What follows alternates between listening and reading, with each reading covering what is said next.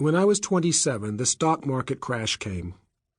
When I was 28, my personal crash came. Then I guess I woke up. So when I was almost 30, I began to make my living from writing. This is the story of a Negro who wanted to make his living from poems and stories.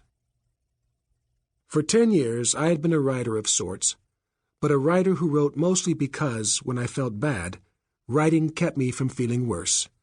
It put my inner emotions into exterior form and gave me an outlet for words that never came in conversation.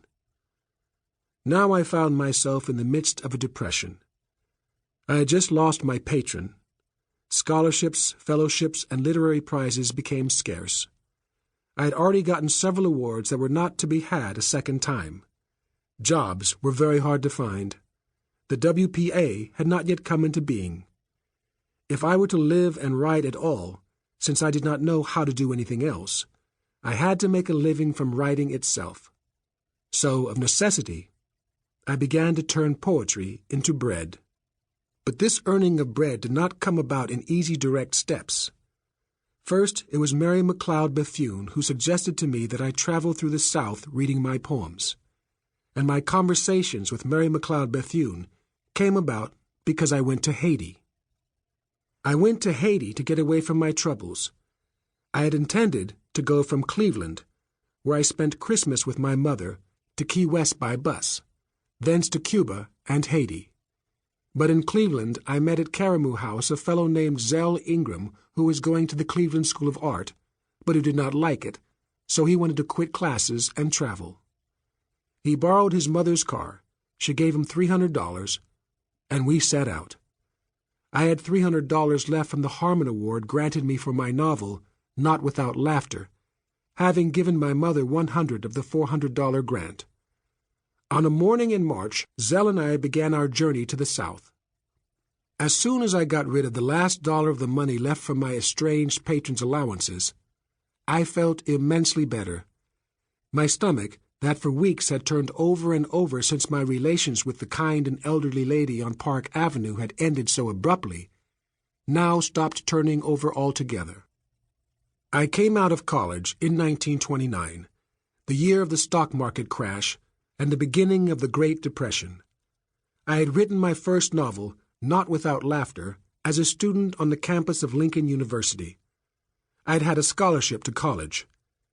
After graduation, a monthly sum from my patron enabled me to live comfortably in suburban New Jersey, an hour from Manhattan, revising my novel at leisure. Propelled by the backwash of the Harlem Renaissance of the early 20s, I had been drifting along pleasantly on the delightful rewards of my poems, which seemed to please the fancy of kind-hearted New York ladies with money to help young writers. The magazines used very few stories with Negro themes, since Negro themes were considered exotic, in a class with Chinese or East Indian features.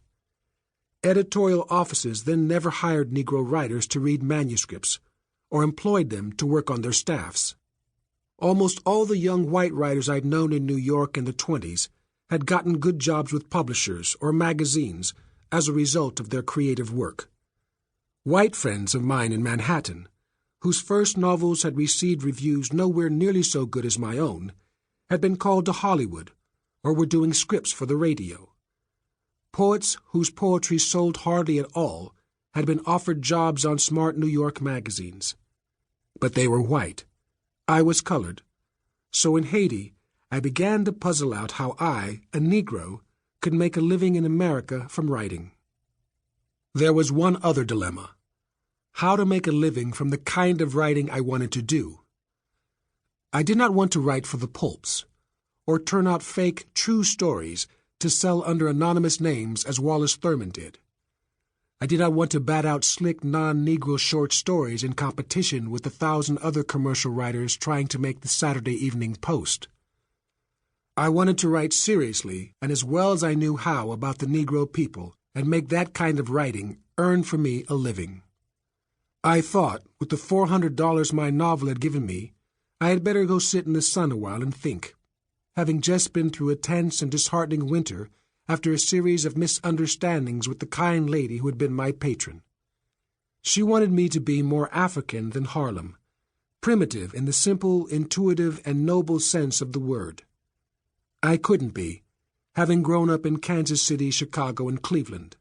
So that winter had left me ill in my soul.